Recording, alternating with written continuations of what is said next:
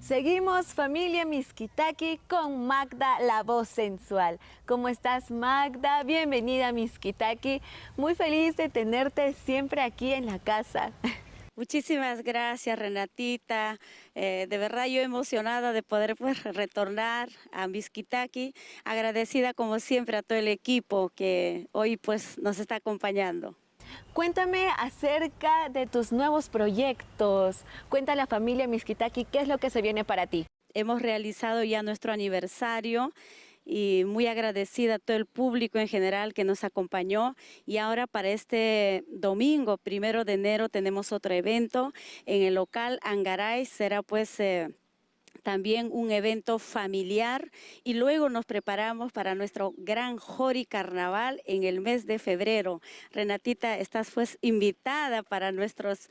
el Jori Carnaval es un concurso de comparsas de los departamentos Ayacucho, Huancavelica, Apurímac, y espero verte ahí, Renata. Muy bonita la mezcla y la fusión que haces. Yo sé que tienes 13 producciones entre huaynos, carnavales, y muchos de ellos son de tu autoría, así que muchas felicidades, Magda. Sé que te va a ir muy bien con todos tus proyectos y vamos a estar ahí pendientes a lo que nos preparas, a lo que nos traes. ¿Qué te parece si nos presentas tu siguiente tema?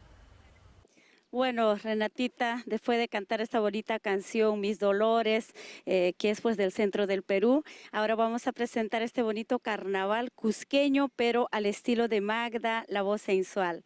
La canción se llama Margaritaí. Adelante, señor director.